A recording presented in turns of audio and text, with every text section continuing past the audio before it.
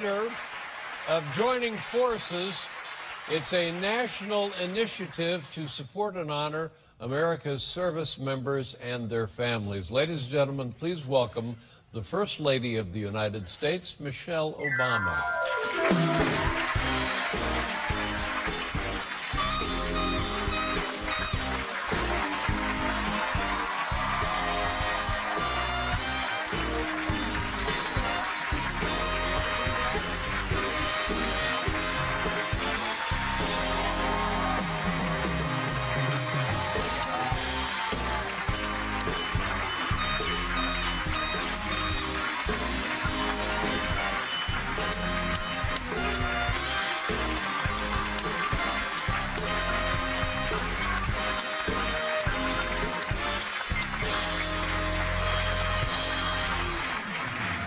Welcome back. It's good to be back. It's great to have you back. You look great. Well, that's kind of you to say. That's true. But you're not under oath. I'm not. I want to know. Yeah. This is the question I ask a lot of people because I need all the help I can get in this regard. I have an 11-year-old son. He's 11 already? 11 years old. Your daughters are a bit older. Still in all, how are they doing? They're doing great. They're growing up, and it happens so fast, as you know. I got one driving. Oh, my God. Yeah, she's out on the road. Really? She has her license, and she can go, if you say, can you run down to the ANP, we need...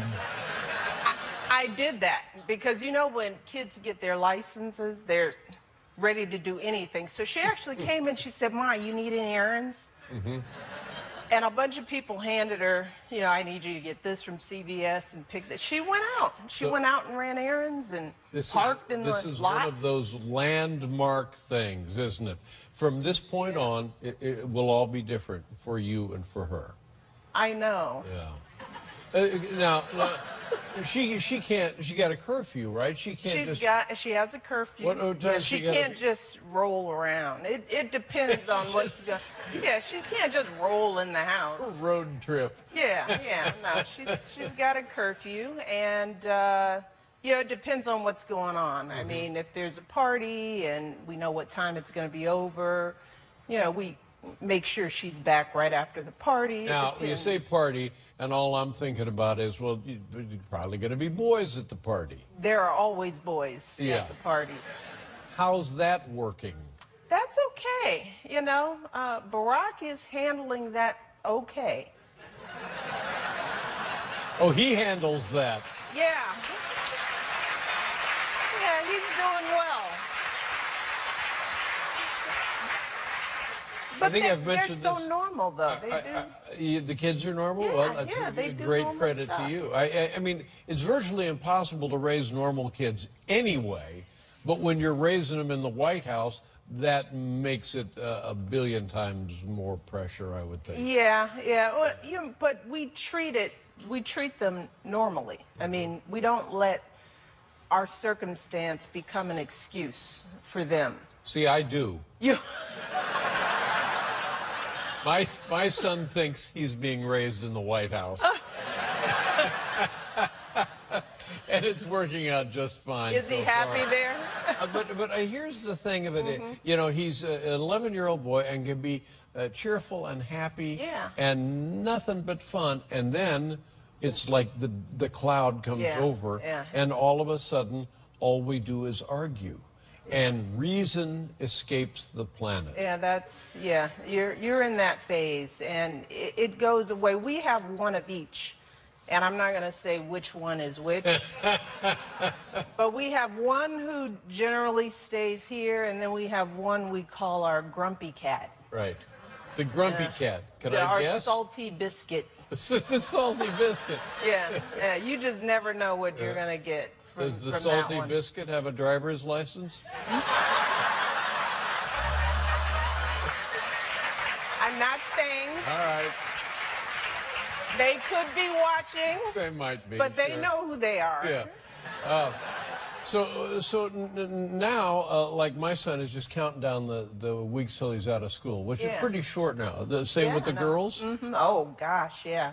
Now, what do you want them doing for the summer? What do they do? You know, we really plan that out because an idle mind, you know how that goes. So we've got sports camps.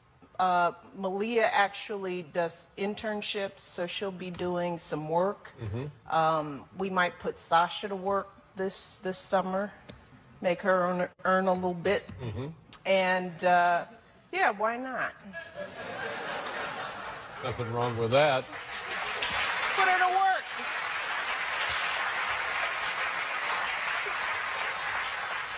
I'm retiring in a few weeks. No kidding.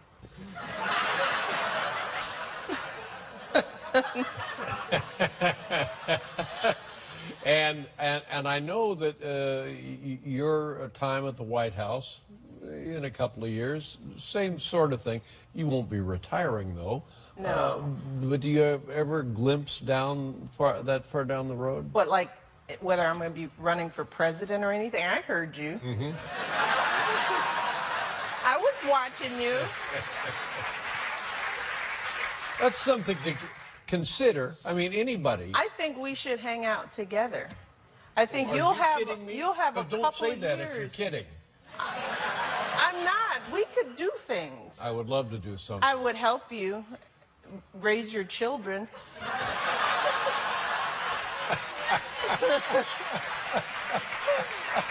I could help you through those dark times. That's both delightful and pathetic, isn't it? Did you hear what the president's wife is doing now? You seem so challenged. It's a scary thing for you. I could walk you through it. I could take you down that road, that grumpy cat road. I could get you out on the other side. You're going to be fine, Dave. All the problems will be for the stepfather. Oh. That's what I...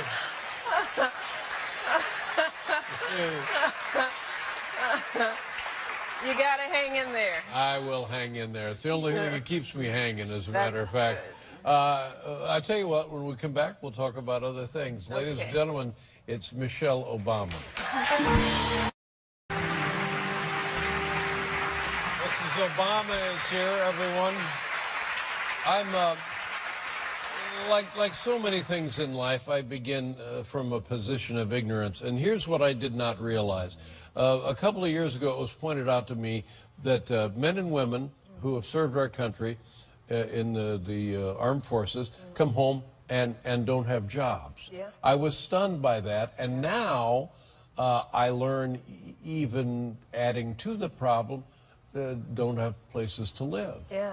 It's a remarkable thing that this country will facilitate sending them, training them, and sending them all over the world to defend us. That's right. But then when they come home, now, has that always been the case in the military? You know, I don't know the numbers, but it's, you know, it's a challenge. And, you know, that's one of the reasons why we started joining forces. And we've been celebrating the 4th anniversary of joining forces over the last month. Because Jill Biden and I, the president, the vice president, we feel like we just can't give our men and women in uniform, our veterans and their families, lip service of gratitude, which is sometimes what we do. You know, we celebrate their arrival, and then they don't have jobs. But here's the beauty, is that when leaders ask the country to step up on behalf of our men and women in uniform, they do.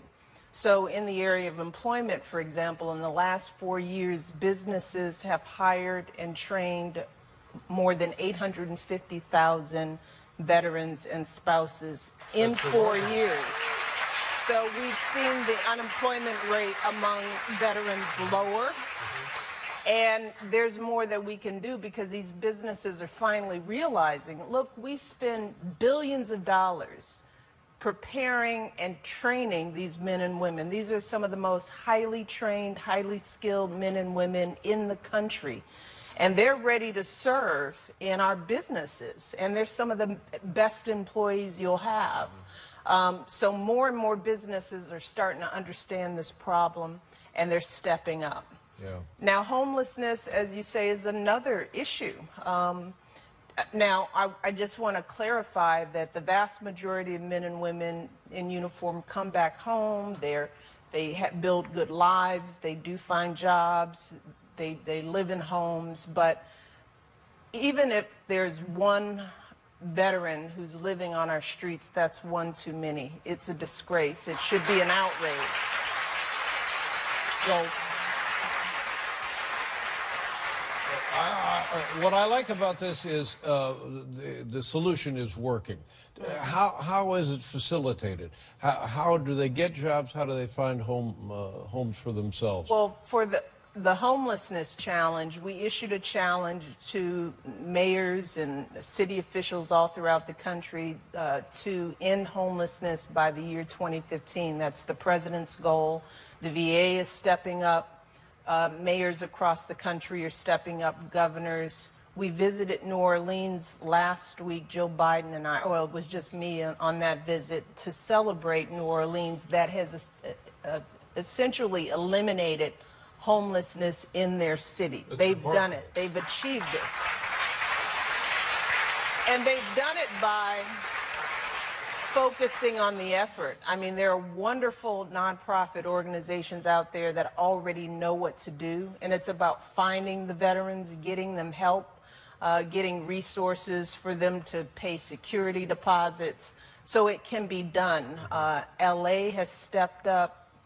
Phoenix, Arizona, there are many cities on their way to ending this problem. What is the vet center? Is that where you go physically to find help or to get the aid? Jill and I visited a veterans center in Maryland last week to highlight the wonderful resources that are available to veterans, many of whom are out there living alone. They don't have a connection to the folks they served with. And these vet centers are there to provide resources that are tailor-made for many of these veterans and their families. And they're all over the country. They're friendly. Many of them are run by trained veterans who know this work. They know how to make veterans feel comfortable. And we need to make sure that the veterans out there know that these centers exist. They're mobile veteran centers that people can access. But these are important resources. We want to make sure folks go to joiningforces.gov to find out where their vet center is in their community. Now, before joining forces, were there resources available that men and women did not know about, or were difficult to access, or did not exist? That's always the case. I mean, because when men and women are discharged, oftentimes they just go back out into communities. Many of them sometimes don't even feel comfortable identifying as veterans because they don't know how they're going to be welcomed home. And that's on us as a nation. But one thing that made me feel really good during this visit, this vet center visit, is that we met with a Vietnam veteran who said to me and Jill, he said, whatever you all are doing is working. He said, because I never wore my veteran stuff. I never wore any hats or anything that indicated that I was a veteran because he was ashamed and he didn't get the recognition. But now, he said, folks stop him on the streets and they thank him. You know, he never goes out of the house now without something that indicates that he's a veteran, because folks are stepping up. They're recognizing that these men and women have served us and that we have to step up for them. We have to show them our gratitude in ways big and small, and step by step. Well, we can change this. One of a million heartbreaking stories that the person was ashamed to let the world know that he had served. Well, we can change that. You know, that's the beauty of it. It's on us. And I remember that the people would always invoke the GI Bill, that they would be able to go to college on the GI Bill and maybe get a house loan on a GI Bill on.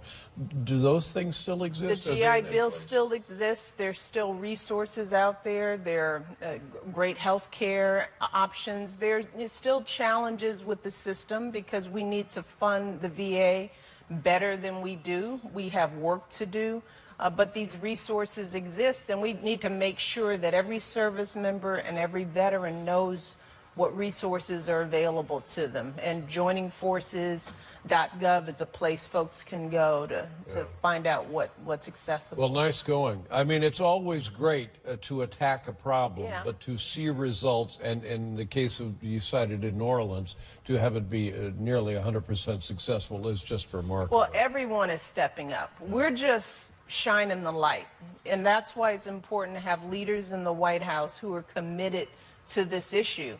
And this, I hope that whoever is in the White House next sets the bar even higher than we have. This can never be a problem again in this country. We should be ashamed of ourselves. It is. It's shameful.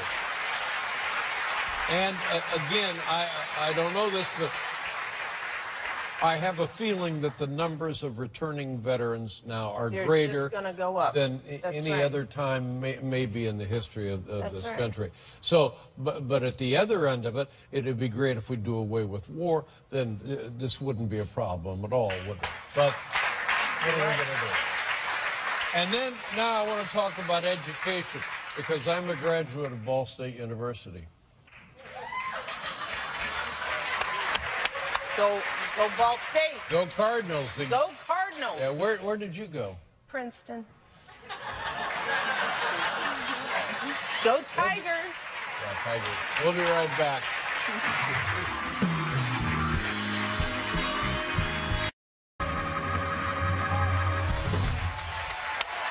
Nice going. Beautiful. Felicia Collins. Let's talk about education. Education's a concern from kindergarten all the way up through college. And again, why the United States, the most resourceful, most powerful country in the world, why have we let education slip away from us as it seems we have? Yeah, well, we celebrate, these kids who are going pro, Signing day, when we think about signing day, we think about those kids who are going. You're talking about going from basketball to professional or football? Right, or football. Yeah, baseball, whatever. But what about all the thousands of kids who are going to college despite the odds, who do everything right? They don't get involved in gangs and drugs. They come from tough communities, yet they're going to college. So we need to be celebrating them. And that's what we're going to be doing. Tomorrow, I'm headed to Detroit, and we're going to be doing a huge signing day for kids who are graduating from high school and continuing their education, either a 4-year, 2-year, or vocational program. So that's what we want signing day to be in the United States of America. What can people do to help a kid who may be, because I think it's obvious now, going to high school is fine. It's not enough anymore. All right, not enough. Yeah. So how do we facilitate, this resource? How do we move it to the next level? Is it just contributions? Can we help somebody? Absolutely. I mean, a lot of schools are just under-resourced. So when you think of college counseling support, the average school doesn't have college counseling. They have school counselors who are asked to do everything. But who's helping these kids with financial aid applications? There's money out there for kids that they don't even know they can access. What do kids who've never been on a college campus know about what it's like to go? So universities can step up and create programs to prepare and mentor kids into college. Businesses can do it. Look, if you've gone to college, you can help a kid in your area get to college. Right. You can work on their applications and tell them about, essays and help them prepare for their SATs. But we just need to change the culture. We've got to make going to college cool again, just like going pro. We've got to up the ante for our kids. I think I know of, maybe this is Jeffrey Canada. Maybe this is what his program is all about, where kids get a pal, a buddy, somebody to help them through the maze of high school and then college applications. And it's pretty much a guarantee that under that guidance, they're going to get that degree. And there are great programs out there. Jeffrey Canada, as you say, he's just been amazing. And there are wonderful resources out there. But if kids don't know about college, they don't know that that's a dream they should have, we've got to kind of start there. And we've got to make college as glamorous as, See, I'm surprised that no longer is a dream for kids to go to college. What do we celebrate? We celebrate athletes. We celebrate, we celebrate the celebrities. We celebrate reality TV. Kids want it quick and fast. They want to be famous. Right. And what are the chances of a kid going pro? But we know the odds of a kid who goes to college and gets an education. I had to go to college. When I was a kid, I had to go to college, and I was going to be the first person in my family to graduate college. Yeah. Now, were you driven like that when you were a kid? It was an expectation in my household. And my parents, who didn't go to college, just knew innately that that was just something we had to do. Yeah. So it was never a question, even though we didn't have resources. And that's something I tell parents out there. You don't have to be a college graduate to set that bar for your kids in your home. I remember the day my parents sat me down and they said, Dave, it's time to go to college. They said, Dave, if you don't go to college and graduate, there's no way you'll get a talk show. And look at you now. I remember that. Yeah, look at me now. Look at you now. We're so proud of you. Oh. Thank you very much. You made something of yourself. Oh, I can't tell you how delightful it is to see you again. It's been too long, but every time I do see you, my day is better. And if you can get a better day, then turn it into a better week. And by God, it's a great pleasure to see you. The feeling is mutual. Now, I know that there's something, I don't know if it's supposed to be a surprise, but I hope it's a surprise. You have something, all right, tell people what we have here. Well, I'm here because you're leaving. And you've been just a tremendous support to me, to my family, but mostly to our men and women in uniform and our veterans. It's been a great association for us. You've been just such a huge supporter, so we decided to pay tribute to you. We have here with us today the President's own United States Marine Band. Whoa. In honor of you, Dave. Really?